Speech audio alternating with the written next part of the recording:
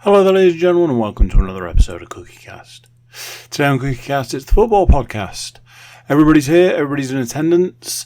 We're talking all the games that have been, all the games that are coming. Only a few this week, so, look out for those. Transfer news, and everything in between.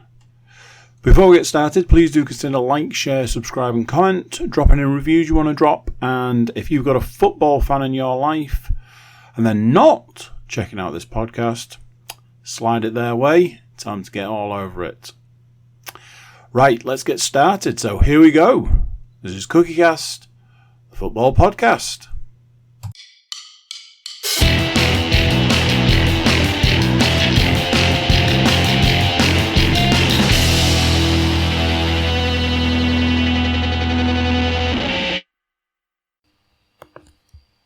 Recording in progress. Well, those dulcet tones tell you all that you need to know, ladies and gentlemen. Welcome along to another week of football chatter with myself and some of my close personal friends. We'll go around and we'll just introduce them one by one. Nottingham Forest super fan Matthew Moore. How's it going, Matthew? Great. I mean, talk about picking your timing, Paul. Come on. He's frozen at the same time. Was that retort a bit too chilly? He looks like he's really enjoying himself, if it's any benefit. Should we introduce ourselves then? The irony. So this is it. He's broken the internet by actually going for the full introduction of all of us. I'm here. There's very few podcasts nowadays that I am not here, but not all. Stu, would you like to tell us a little something about yourself? Yeah, my name's Stuart, and I'm no, that's a different meeting. I'm back from my travels. I have Wi-Fi connection, unlike Paul. But yeah, I am back. Fully gone now. Probably to not score any points, but I'm sure Paul will fill us in on that coming up. You'll definitely have got points, because if you haven't managed to get any points from the Forest game tonight, spoiler alert, then you did something seriously wrong. Hi, I'm still here. It's Paul that's got I'm still here. I will be getting 0 points from the Forest game this evening. Unlike all the money I won. What? All the money? What? I didn't win money on 6-0. I mean, I didn't put a bet on because I don't do such things. No, I had. It's one of them games. In it. We're going to get to it later. I feel like we're going to tread on too much ground if we go into that now. Should we, whilst we're waiting for Paul to come back, should we talk about transfers for the teams that we can talk about whilst we're here? Yeah. Have Middlesbrough had any transfers? Maybe that's the saving grace. Middlesbrough might not have done any transfers. Well, I can have a look at that, but we can do the whole signings to start with. Mm-hmm. Yep, so we've got a confirmed signing, and we've got one that's almost over the line. So, confirmed last week, after we recorded, or after you guys recorded, the signing of Cyrus Christie on a free transfer from Fulham. So, from what I have seen of him in the games he's played so far, Paul was exactly right in the sense that he can definitely go forward, but unfortunately for us, he's supposed to be a defender. So we'll see how that works out. But yeah, he has played already. Cyrus Christie. Yes. Yeah, I mean he was on loan at Forest the season before last. maybe the season before that, in fact. And yeah, he's not a good defender. For a right back, he's not a good defender. But then that is also, like I said, welcomes him has played for all three clubs. So has played for Middlesbrough, Forest, and then finished it off with the signing for Hull. So yeah. So this episode will be therefore henceforth known as the Cyrus Christie episode on the basis that this is the podcast after. But yeah, it's another signing through the door for Hull. Again, we've discussed this about Forest, about the amount of signings that the team has made. There's that whole thing about them taking time to gel. But something that came out this week was that currently Hull have 12 first team players injured. So it's not like we don't need the help at this point in time. So I'm sure that whilst there was always going to be a lot of changes this summer, perhaps if some of the injuries hadn't have occurred, we might not have had quite so many.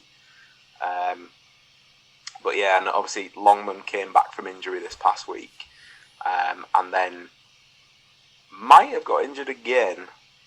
I'm not sure on that one, possibly in the QPR game last night. So it is a bit of a tricky situation at the moment, and as such, they are also looking to strengthen up front. So this past Monday, Dimitrios Pelkas, is a Greek international from Fenerbahce, had his medical, and then was in the stands sat with the owner for the QPR game. So apparently he's been signed to help with a link-up play, to help get that creativity between midfield and the forwards. So and he's not shy of scoring a goal or two himself. So again, we've got quite a lot up front at the moment, but there's only really kind of one guy putting them away. So if it helps share that load a little bit, then all donations gratefully received, as they say. So yeah, so it's not official yet. Nothing's been officially announced, but it's kind of looking done and dusted. So we'll probably be able to talk about that one as confirmed, hopefully this time next week. What have you got for Forest, Matt?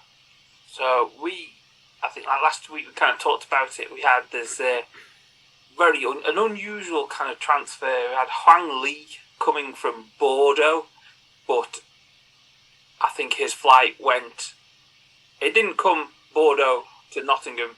It went from Bordeaux to Athens, I think, where Olympiacos play. So he was signed apparently for about £4 million, but then immediately loaned to Olympiacos for reasons best known to the finance team at Forest / Olympiacos. Because why we're signing a 29-year-old to go on loan to them for a season, God only knows. I assume, I'm going to make an assumption here, for much kind of derision within the Forest fan ranks, because it's the most important thing to worry about, there's no shirt sponsor at the moment. So I presume maybe at some point some South Korean company might be sponsoring us for a lucrative amount, maybe, possibly. But yeah, so that one was a weird one. We then also signed Renan Lodi from Atletico Madrid on loan, initially with an option to buy for 25 million. A Brazilian international. Apparently, we have rumours of Bolly coming from Wolves to help us in defence, and Serge Aurier, which is also meant to help in defence, but we'll see about that one.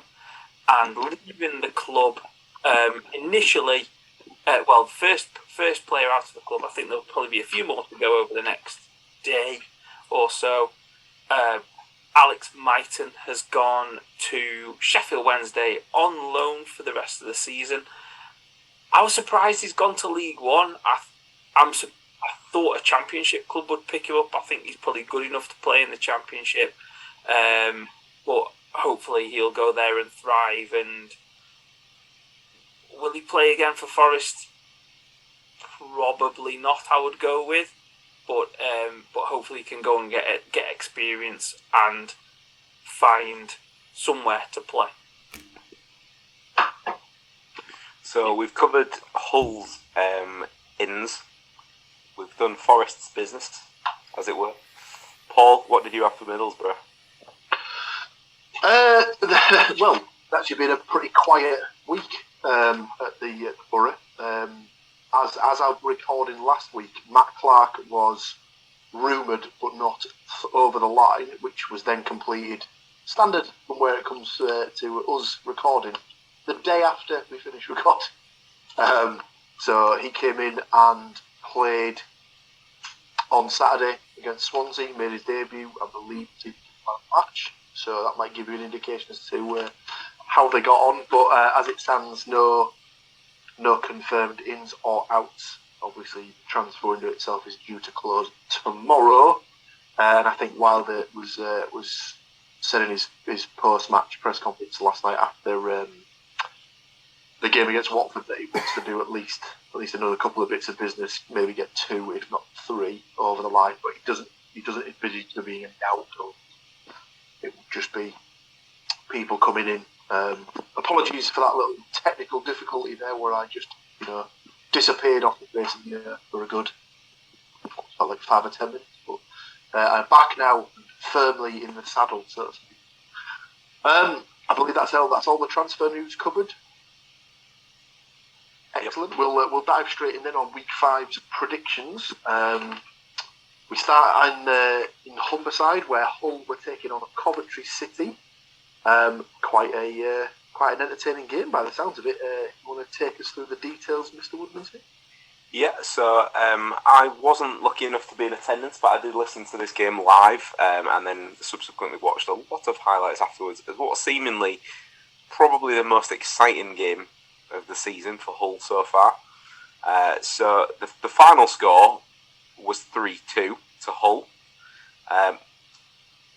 Oscar Estepinian scored a hat-trick for Hull. It was the first.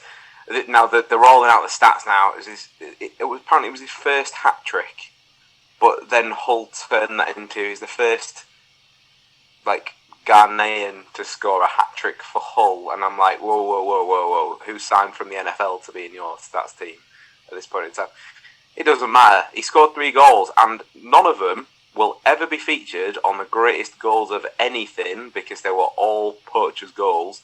But guess what? It's what he's in the side to do, and he did just that. So he scored on the 11th, 42nd and 56th minute. However, there was 2 goals for Coventry, and those were scored. One penalty by Godden, penalty given away by Tobias Figueiredo in the 29th minute. And he can stand and scream at himself all he liked after the challenge, but it was definitely a penalty. And then Godden scored again with a header in the 69th minute.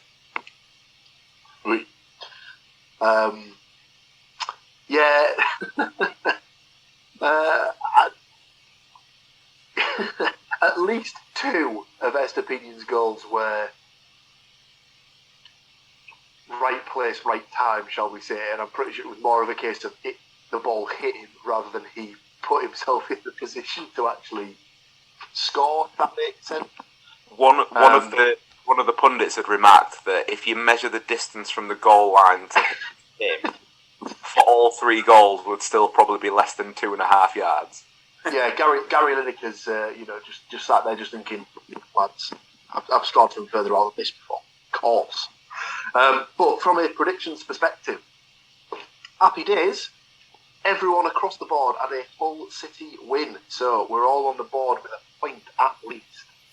Both myself and Andy had 1-0 wins with Tete to score the goal, so just the 1 single point there for the result.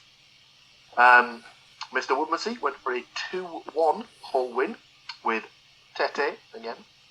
And Gyökeres to score the goal for Coventry, but he did have Estepinian to score. So 2 points there for Mr. Woodmansey. And for Mr. Moore, 3-1 for Hull City. So close, so close. If Godden could have just, kept himself not as greedy, just had himself the 1 goal, that would be a tasty 2 points there. Okay. Go on, Matt. I said, just think about the kids or me. 8 points. Selfish. But whilst Mr. Moore did pick Tufan and Tete to score for Hull, he also picked Estupinian. And for Coventry, he picked Godden. So goal scorers to go along with his result. Matt gets himself 3 points. So myself and Andy on 1, Stu on 2, Matt on 3 after week 5's first game. We move to the northeast, where mighty Middlesbrough took on Swansea City. I think we said on last week's podcast this was just doesn't matter how it goes in, just make sure they win, get the result, get themselves sorted, get a win on the board, and then they can go from there. And thankfully they did oblige with this one. Swansea seemed to be just completely out of sorts and just had absolutely nothing going for them by the looks of it. So they very much gifted us the opener. Riley McGree opened the scoring in the first half, and a second was added not too long after that by Matt Crooks.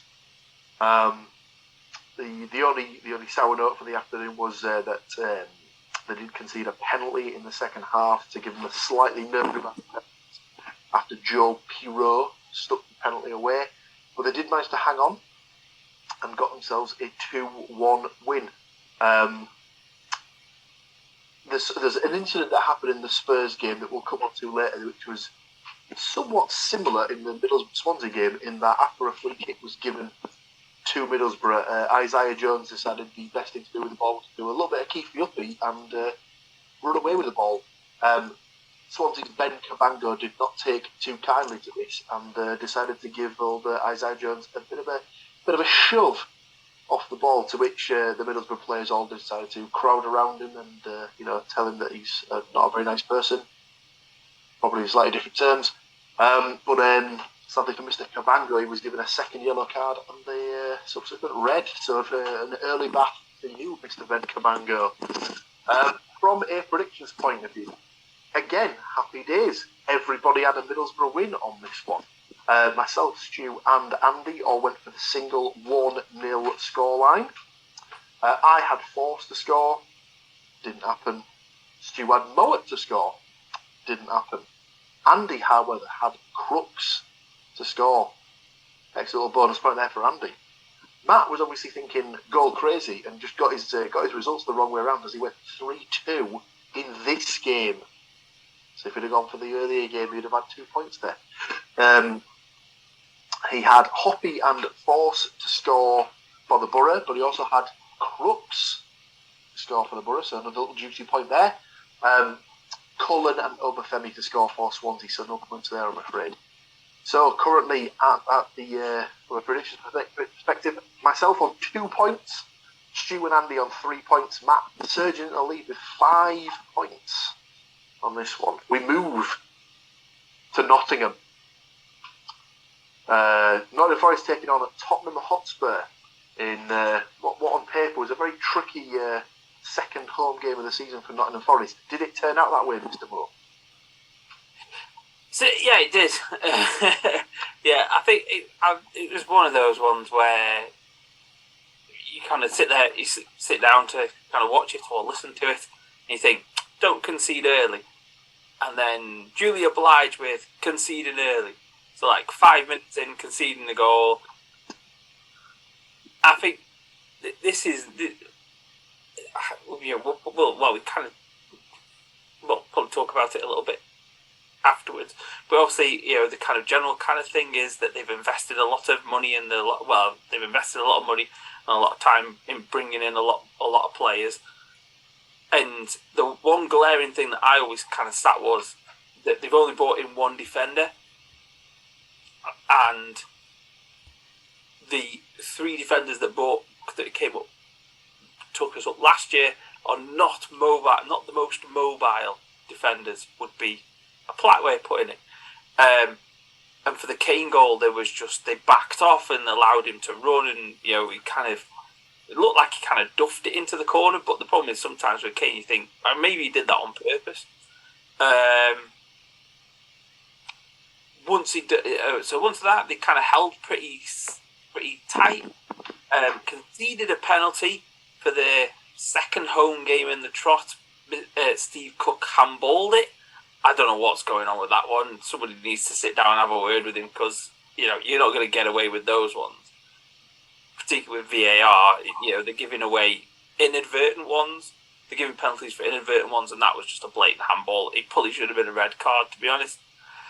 Then I don't know what happened. So the second goal, they give the ball away, or got muscled off the ball. Looked like they kind of everything had broken down. To which Richarlison crossed the ball, and Kane was, he had acres of space just to tuck it in the back of the net. It was shocking to kind of hit. And then every time it came onto the TV after that, I was subsequently annoyed by it. But we'll get on to other annoying things of Richarlison, who'd been on the pitch for 5 minutes. Fair enough, had contributed to the goal, then decided to do a few little kind of keepy-uppies just to waste some time.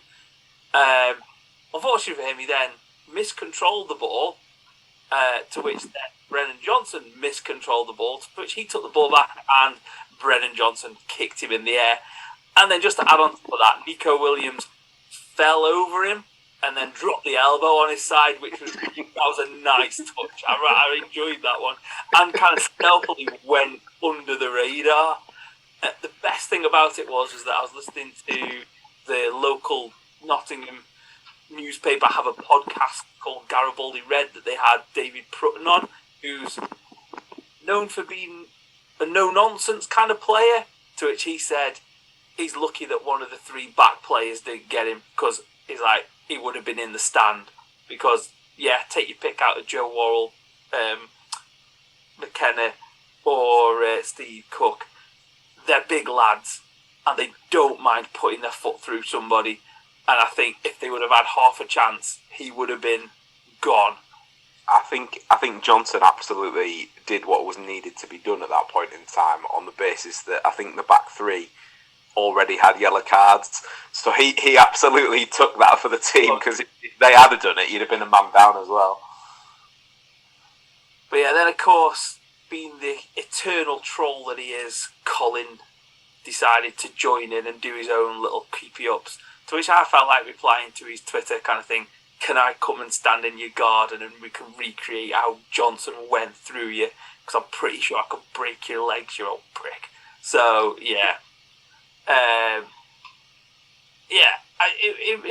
was just a bit unnecessary. And you kind of think, it would have been bad enough if they were giving us an absolute stuffing. But, they hadn't. But people saying, it's not in his character. It is fully in his character. That is what you would expect from Richarlison. So a 2-0 win for Spurs. Kane scoring 2, but also missing a penalty. So, Yeah, we'll get to the scores in just a moment, but I did notice that something that was brought up by BBC was that Nottingham Forest fielded the first entirely British and Northern Irish starting 11 for a Premier League game since Blackpool did the same against Man United in May 2011. So we're talking, nearly 11 years? No, over 11 years since that was last the case. And it does go to show that obviously the amount of foreign imports that come into the Premier League this year, this sort of this time, I don't know what word I'm trying to look for there. They sort of in the current guise just means it's very difficult to find, or it's very unusual. So I say not difficult, but very unusual that you get an entirely Britain and Ireland based 11. Anyway, moving on to the actual predictions itself. So Matt had gone for a 2-1 Spurs win. So gets the point for the Spurs win. He did have Kane and Son to score, and Gibbs White to score for Nottingham Forest. So 2 points there for Mr. Moore. I've kind of done this in the wrong order, because Andy had a 2-1 at Nottingham Forest win, so no points there, sadly, for Mr. Cook. He did have Kane to score for Forest, though, so he does get himself a little point on the back end there. Myself and Stu obviously saw this in the old crystal ball went for a 2-0 Tottenham Hotspur win. 2 points apiece there. We had also gone for Harry Kane and Son to score in this one, so no Son goal. We do get a point for Kane. So, weekly scores up to this point, 3 games down. Mr. Cook with 4 points in total. Myself with 5 points in total. Mr. Woodmansey, 6 points after 3 games, but storming ahead with a whopping 7 points is Mr. Matthew Moore. Can he extend that lead when we come on to the next game, which is QPR versus Hull City? But before we get on to that, we are just going to take a short musical interlude, and then we'll be right back. Recording in progress. Well, I feel, personally, much enlightened after that music there. It was beautiful. We continue on, as I said, with the QPR Hull City game. Dare I ask, Mr. Woodmansey? We haven't done well at QPR since Jared Bowen went. And I know that's fairly recently, but generally speaking, QPR is not a happy hunting ground in my memory. And it proved to be the case once again after Hull decided to just not bother playing for the first 15 minutes of the game entirely. Obviously didn't go to London, despite the fact that the club actually put on a free coach for everybody who bought a ticket, which was, I'm sure they're delighted about that right now. But yeah, it wasn't good listening again. Got to listen to the game. And when even the manager came out after the game and said, we need to stop waiting for the teams to slow down for us to catch up, that's not a good thing. I know that they won obviously the game before against Coventry, but it sounded like they weren't in it really. It's certainly first half against QPR. Seeing as they managed to score on 10 minutes with Chair, Laird scored on 15 minutes, and Willock on 40 minutes. So 3-0 down at half time. Not ideal. But then, despite the fact he's been linked with a move to Barnsley, Tyler Smith came on and scored a consolation in the second half on the 85th minute. So technically, we won the second half. You know, managers half-time talk 101 when you're 3-0 down. But they did go out and sort of get a little bit of pride back, I suppose. But yeah, not a great night overall. 3-1 defeat. Obviously, teams on this podcast playing away at QPR seem to have a bit of a propensity for giving them a 3-0 head start this season, unfortunately. So it's probably quite good that Forest won't play them, unless they get them in the cup or something like that. Yeah, not a banner day from a predictions perspective.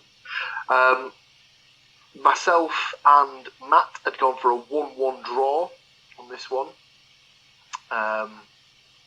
Both had picked Estepinian to score for Hull. That did not happen. However, I picked Elias Chair and Matt picked Chris Willock. So a point there for myself and for Mr. Moore.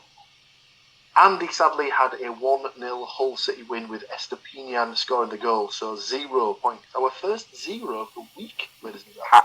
Half a point for the second half, surely. No. It's not the way we do things in this house.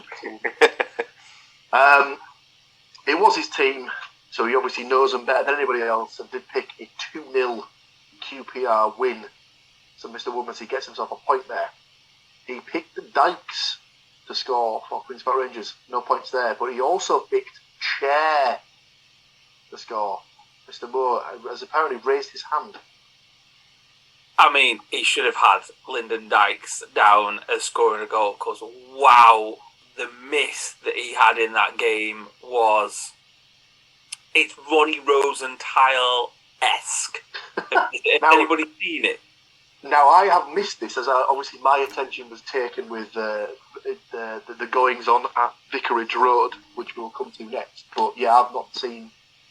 I saw the first goal, by Elias Chair, which, oh my word, what a finish that was. Yeah, absolute whirly, that. Dykes had it. He was in the 6-yard box, so 3-4 yards out, controlled it, right hand side of the goal. All he had to do was tuck it in the left hand side and dragged it past the post. I mean, it was magnificent. So this is my problem with Lyndon Dykes. When he scored against the Borough earlier in the season, I think he'd been on something like an 18-game drought or something like that. So it's standard rules apply. If your striker's struggling, a Borough in. We'll see how we get on. So yes, 2-0 win with Chair and Dykes to score. So Mr. Woodmansey gets himself 2 points from that particular exchange.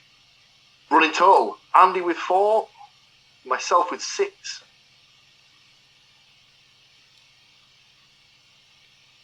Matt and Stu tied 8 points apiece. We move on to the aforementioned game at Vicarage Road, where Watford took on Middlesbrough. This was Watford playing their 100th anniversary of being at Vicarage Road, so a bit of a carnival atmosphere, you might say. They were playing in what I thought at the time was a special one-off kit. Turns out that is not correct. It was the 3rd kit from this season, which was a black and white striped number that apparently was the kit they were playing when they first played at Vicarage Road. Mr. Woodmansey has a point. So I obviously, because Hull weren't on, so I watched the majority of this game. Can we just clear this up now? For everybody else on planet Earth that's ever seen Watford play at home, it is Vicarage Road. 100 years at the Vic is not a thing. It sounds like you've been in EastEnders too long. Stop it now. See, obviously, for people who listen to the podcast or watch the podcast for a number of years, it's not unknown that I've spent a large amount of time at Victoria Park watching Hartlepool United, and I would class that as the Vic, not Vicarage Road. That's just shame on you, Watford. Shame on you. I've watched Hull at Vicarage Road before. It was a delightful 0-0 draw on the last day of the season. Completely worth the trip. But yeah, it wasn't the Vic then. It's not the Vic now. Just pack it in. The celebrations were muted, very much so, within 5 minutes, as Rodrigo rose at the back post following a horrendous rick by Daniel Bachmann in the Watford goal to score his first goal for the Borough since joining on loan from Fulham. Watford got themselves back into the game later on in the first half with a very nicely sort of worked team goal. I believe it was João Pedro breaking the ball from deep. Managed to run past what felt like pretty much 20 Middlesbrough players, and then led the ball into the path of Ismail Assar, who turned Alex Mowat and stuck the ball under the despairing dive of Liam Roberts in the Middlesbrough goal to make it 1-1. Then the game sort of petered out a little bit towards the end of the first half. Middlesbrough under the cosh somewhat whenever Sarr, or more importantly Pedro, got the ball. Then the second half was pretty much all Middlesbrough. Most of the attacking intent. One gill-edged chance for Matthew Clark, which was saved by Bachmann making up for his earlier error. The game was petering out to a bit of a 1-1 draw until the last minute when sadly Watford were able to get a last-minute winner by Bayo, I believe, scoring his first goal for the club to join this summer. So disappointment at the end for Middlesbrough. They lost the game 2-1. Obviously Sky Sports were giving it large, waxing lyrical. Oh, it's just meant to be because of 100 years at the Vic. No, I'll keep it PG. You can shove it up some. Predictions perspective, Andy, super optimistic, had gone for a 2-0 Middlesbrough win. The goal scorers, he went for Watmore and Fours. Sad times, no points. Stuart and Matt were literally seconds away from a 2-point jobby, both going for 1-1 draws. No points there, and they had both gone for Manage to score for Watford. Don't even think he made the squad. Stuart gone for Watmore to score for the Borough, and Matt had gone for Akpom to score for the Borough. Akpom, I believe, is out until after the international break is over, if that makes any difference to anyone's predictions for later on. Myself, I knew the score. Middlesbrough never do well at Watford, so I went for a 2-0 Watford win. Point for myself for that particular result. I had gone for Manaj, the aforementioned Manaj, who didn't hit the squad, so, balls to you, Watford. And Asprilla, the score. So no point for the goal scorer, but a point for the result. So that leaves Andy with 4. I have managed to move myself up to 7. And Stuart and Matt both locked on 8 in the lead, which leaves us with 1 game left for the week. And I'm pretty sure this is the main reason why Matt has joined the podcast this week, as Nottingham Forest travelled to the not-so-empty Had to take on Manchester City. This game has only just finished in the last hour or so. How did they get on, Mr. Moore?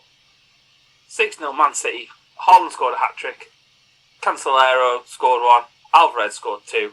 Man City had 75% possession. We're done. Well, if that's not an in-depth, description of the game, I don't think you're ever going to get one, Matt. Yeah, I think we all, apart from Andy, I think we all kind of thought that Forest might be onto a bit of a hide in here, as was reflected in the predictions. Stuart and Matt both went 4-0 wins for Man City. Andy did go for the 1-1 draw, so was being, somewhat optimistic. Bernardo Silva and Johnson to score. That's a 0 points right there, I'm afraid, across the board. Both Matt and Stuart, as said, had gone for a 4-0 win. They both had Haaland to score twice. That's 3 points at least for you both there. That's something to, take solace in. I, however, had gone for a 5-0 Manchester City win. I had Haaland down to score a hat-trick. Mahrez to score. No points there. But I did have Alvarez to get his first for the club. Well, he scored in the Charity Shield, but this was his first in the league. So I actually managed to get myself 5 points for this one game. Outrageously, for the week, Mr. Cook, a very respected 4 points from 6 games. Can't really argue with that. I think that's fair enough. Stuart and Matt tied with 11 points. Absolutely ridiculous. In this game, the 11 points doesn't even get you the win. But sneaking in just to take it right at the last with the 5 points from the last game of the week. Thank you, Erling Haaland, getting your second hat-trick in consecutive games, bringing me 12 points for the week and the win. Happy days. Didn't even get any points from that. I mean, I don't know what to say, lads. I'm really sorry, but that's just the way it goes sometimes. We move on to a new week in predictions world. And for the first time, I think, all season, our games are spread across the entirety of the weekend and even the extended weekend, if you will, as we have a game on Saturday, a game on Sunday, and then a game on the Monday Night Football, even though it's not even in the Premier League. Our first game of the week takes us back to Nottingham, where Nottingham Forest will take on fellow promoted side Bournemouth. Bournemouth coming off the back of a week where they've played twice and conceded 9 goals in one game, and then got a 0-0 the following game. So they've managed to sort of stop the rot, shall we say. I have gone for a 2-1 Nottingham Forest win in this one, with Dennis and Awonyi to score for Forest, and being the deep down Middlesbrough fan that I am, I think you can all guess who I've picked as my Bournemouth goal scorer. That's correct, ladies and gentlemen. He's got his banjo out with him. He's got his bandor. Marcus Tavernier is going to bag his first Premier League goal. Stu, I know you're a big Tavernier fan, so why don't you just back me up here with your prediction? How many goals is Tav going to score? I have put Bournemouth to score a goal. I have put Tavernier on my sheet. No. purely for the fact that he could not score for shit for Middlesbrough. It's not to say that he can't do it for another team. So just for the lols, I did actually put Tavernier on the sheet. Wow. But the good news for Matt is that I did also put Forrest to score 2 goals. So in a battle of the last season's championship players, having mentioned Tavernier, I've got Toffolo down to get off the mark for Forrest. And seeing as I think he was certainly on the bench, I think, for the game against Manchester City, I assume that he'll go back into the starting lineup this coming weekend, so I've gone for Lingard to finally get off the mark. He's got to score at some point. Well, you'd imagine so, but stranger things have happened. Mr. Cook. So, Forest 2-0. Of course. Now we all know who I'm firing out for the first goal scorer. It's obviously Johnson. And I'd seen something that, in the chat over the course of the week, and I was like, I don't even know if he's still considered to be in the Forest squad, but potentially ending his tenure there, he's going to get a goal before he goes. Surridge. Well, something that wasn't covered in the transfer roundup was the rumours that Middlesbrough were looking to make a move for Mr. Surridge. Obviously, nothing's come about as of yet, but the transfer window doesn't close until tomorrow, so there is a possibility that by the time this game rolls around, he may not even be in the squad anymore. But let's wait and see. As of recording, which is always the case, he is a Nottingham Forest contracted player. Go on, Mr. Moore, tell us how this one's going to go down. Well, I think, obviously, hopefully, the big kind of thing about Steve Cooper is how he gets the team back together and forms a kind of thing. So you've got a lot of work to do in 2 days. So hopefully he'll turn it around. But I've gone for a 2-1 Forest win. Yeah. I mean, if they don't win this one, then there's a run of games that I think the start of the season was going to be difficult, and they've got 4 points. I think the 6-0, it's probably one of them things where you think probably could have happened, didn't want it to happen kind of thing. But the next run of 6 games is like, we've got to come out with, hopefully, if we come out at the other end of the 6 games near the 20-point mark, that'll be really, really good, because we're playing a lot of clubs that are around us. So Bournemouth, obviously, Villa are coming up, Leeds are coming up, all those kind of the teams that we're going to be up against. So I've gone 2-1, Morgan Gibbs White and Lingard to score, and Kiefer Moore to get one, because, did it against them last season, didn't he? So yeah. Plus, he's the sort of that would definitely score against Forest. So that is the Forest game done and dusted. We move to Sunday. Is there any particular reason why this one's being played on a Sunday? Not that I know of. No, because Sheffield United played last night. Yep. Hull played last night. So rugby around, but it's not on live on TV, is it? That is a great shout, Matt, because I think it might be the KRFC Rugby League derby, which clearly I don't give a shit about. So get out of the stadium, you filthy kid. I just threw it out there. I was like, I bet they're going to enjoy the fact that on that Sunday, Hull and Sheffield United get to play a delicious game of football, a cabbage patch that's been left by lots of heavy-set men trudging around with a ball in the. I could go into this every time. I'm not going to get too bogged down in it. But all of the rugby people that are like, the footballers ruined the pitch for the rugby players. You're watching a sport that's watched by not even half of the country it's played in.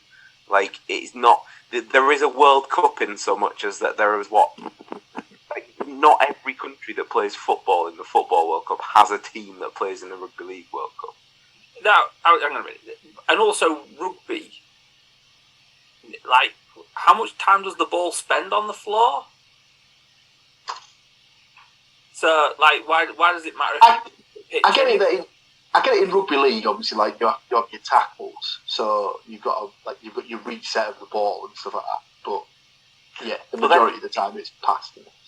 They just turf the ground up with the stupid game and ruin the passing surface. But yeah, that's all right. They're allowed to do that. Go away. But yeah.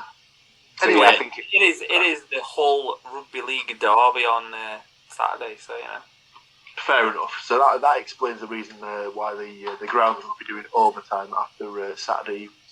So not only will I not get to see the highlights of this on the regular show, I'll have to then at some point endure the fact that the game will inevitably be absolutely gashed because they can't pass. So can't wait for that. It's Mr. Woodmansey's team, so he'll obviously go last. Let's go with Mr. Cook. What have you got for this one, Andy? So, we've got a few games, we've got a few weeks. I'm starting to make some adjustment to predictions. I have Hull 1, Sheffield United 1. Hull to continue their undefeated streak in Andy's eye. Your goal scorers, please. Longman. Of course. And McBurney. Mr. McBurney has hit the goal trail recently with 2 in his last 2 starts, so I don't think that's a terrible shout. Mr. Moore? I've gone, unfortunately, for a 2-1 Sheffield United win. They seem to be stride at the moment. Your goal scorers? Tufan for Hull. Did anything come out about his injury? I'm assuming he played at the weekend. Don't know that he did actually. I'll check that. Well, I'll give you my Sheffield United ones. Undai. Yeah. And Ahmed Hodzic. Oh, I just knew one of you was going to do me over with this. I don't know how to pronounce this guy's name, but I'm sure I read something. Was he once on the books at Forest? He was at Forest, yeah. He was one of those youth prospects that was well talked of, but never really got the chance, and then left because he wasn't getting a game. And fair play to him. He was showing that Forest are missing out. I think he's their top scorer, and I'm pretty sure he's a centre half. Oh, he's a defender. Oh, yeah. Yeah. Right. Oh my God, how the hell am I spelling this? Tufan hasn't been in the squad for last night or for that. Go on. So it's up to you, Matt. It's up to you whether you want to re-pick or if you think he'll be fit. I'll go with Figs. We'll get another Forest player in there, ex-Forest player in there. The change Tufan out and Figueiredo in. Yeah. He needs to atone for his penalty giveaway the other day. If they're playing hoofball, because the other hoofers have been.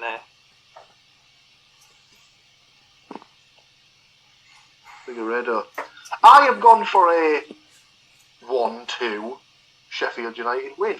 I've gone for Tete to score for Hull. And then I've gone for Njai and McBurney to score for Sheffield United. We've got a lot of duplication over the courses. I dare say that Mr. Woodmansey might be cracking out a similar scoreline to myself and Mr. Moore. What say you? You've called it. I have got Hull 1, Sheffield United 2. I do think there's the potential for that to go higher, to be honest, the rate that Sheffield United are turning at the moment. They've definitely at their stride, and they're obviously top of the league for a reason.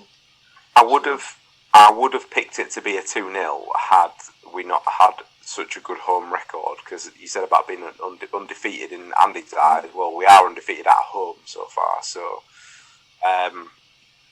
that's why I've still gone with the goal. So I've gone for a Tete goal as well. Again, he's another one. It's about time he got off the mark now. Just crack on that. So it's got to happen at some point. And then for Sheffield United, I've gone for Berg and Norwood. See, I almost picked Berg and then decided not to because I'm pretty sure one of the Premier teams is just going to shit the bed and just get him. tomorrow because he's too good for the division. And the same with 2 strikers at Watford; they're too good to be playing in the Championship. So I think at least 1 or 2 of the Premier League clubs are going to test the waters with some of the Championship better players tomorrow. We come on to our final game of the weekend, and it's the not a derby. It's Middlesbrough taking on Sunderland, and this coming off the back of a week where Sunderland have lost their manager and replaced him with a Middlesbrough legend. So Alex Neil was given permission to talk to Stoke City, so was not in the dugout for their game against Norwich on Saturday. He then was announced as the new Stoke manager, I believe on Sunday or possibly Saturday evening. And Tony Mowbray is coming to take the reins at Sunderland. He did have his first game tonight, which they won 3-0 against Rotherham, but he won't have taken training really hard, I think. So his first official game really comes against the side that he captained when they were on the bones of their arse in the mid-80s. Sunderland screwed themselves massively there because Neil was on like a rolling contract, and he wanted a new contract in the summer after getting them up. To which they said no. To which then when Stoke came in and offered him a contract to go and manage there, he said yes. And then Sunderland offered him improved kind of conditions, to which he told them to get stuffed. And you kind of think, well, yeah, because you should have done it before. You should have taken care of him before, after doing something that other managers have failed to do. The most hilarious thing was on, I think it was on like Look North or BBC North East or something. They were talking to the locals in Sunderland, and I was just going to say this. And they were slagging off Stoke, and I'm feeling like, I'm not saying that Stoke is palatial or nothing, but Jesus Christ, just sat in Sunderland, it is equal at best. Jesus Christ, I was like, yeah, you need to pipe down there, lads. But yes, that amused me greatly as the occupants, residents. Yeah. It's a strange one, isn't it? As Mr. Moore just given us a little explanation there, I'll go to him first for his prediction. I've gone for a 1-1 draw. I think that's a safe bet. Your goal scorers, please. Noted that Chuba is probably not going to be ready for this one. He's gone now. He's old news. I've gone for Muniz for his towering header last night. And Stuart for Sunderland. The old Loch Ness Drogba. Very nice. God. That's literally what they call him. Mr. Woodmansey. I have gone probably out of the Mr. Cook playbook and gone for a 3-1 home win. Ooh. I thought they played pretty well against Watford, especially second half. I know there was patches of that first half where them 2 players that you mentioned for Watford absolutely ripped them a new one. But quite frankly, Sunderland do not have that in their locker. So I have gone for Middlesbrough goals for McGree, Jones and Crooks. I believe that's what is known in the predictions game as spread betting. And the Sunderland goal is Gooch. Club captain. I almost picked him as well. We all know why I picked him, clearly, so let's move on. Mr. Cook. Honestly, I like the way that Stu's thinking about this. I am less optimistic than Stu, but still optimistic. I've got a Borough 2-1 win. I'm going to keep saying these names until they actually score or play or whatever. Watmore and Fours, and very much like Matt, I've gone with Stuart to score for Sunderland. Now, I like the Watmore pick as he is an ex-Sunderland player. So, as always, the ex-player rule comes into force.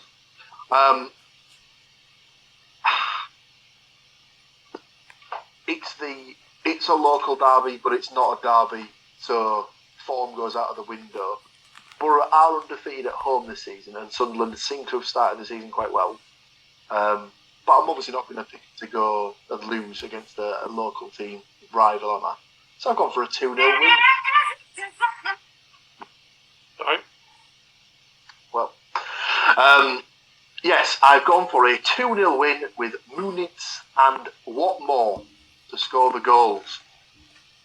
Will that come to fruition? Only time will tell.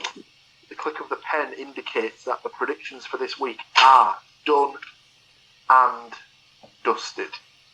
I only have one thing to finish with, which is, we didn't cover it last week as by the time of recording the draw had not been made or was in the process of being made.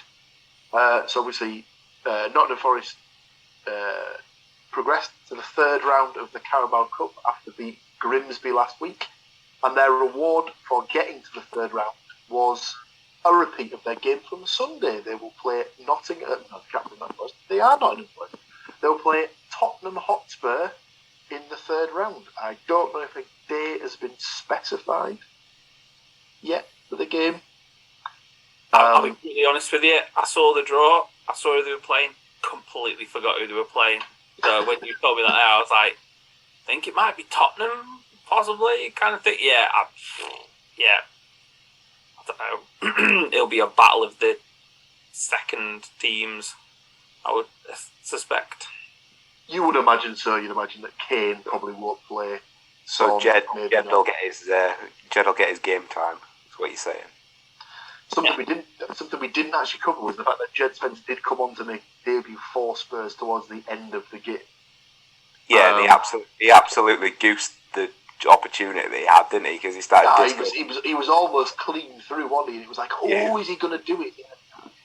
He did send a lovely message though, thanking the supporters for their kind reception and how it was to make their debut against Forest. I can't wait. A little bit more salt on that day. I can't wait. If Borough gets Spurs in the Cup, he's going to get some absolute pelts if he plays. Which could be funny, as obviously Borough dumped him out of the FA last season. So, but anyway, enough of that. I have nothing further, lads. So unless anyone else has got anything to bring to the party, that just leaves me with one last thing to do, and that is to thank everybody for tuning in for yet another week of football-based nonsense and shenanigans. Thank you to these three lovely gentlemen for joining me to give you the rundown and the lowdown and the general chitter-chatter of Middlesbrough, Hull City and Nottingham Forest. And tune in again next week for another enthralling instalment. Thank you once again, and au revoir. So there you go, what do you think to that? Another one done, another week of games gone, another week of games to come. If you want to send your predictions our way, have you got a favourite team? Let us know. Jump onto thecookiecast.com. There you'll find ways of getting in touch with us. Whether it's social media or it's email, it's all good with us. You can also like, share, subscribe and comment. Slide this podcast over to anybody that you think might enjoy it, and generally just get the word out. That's it for this one. Until next time, I'm going to say bye, and I'll see you then.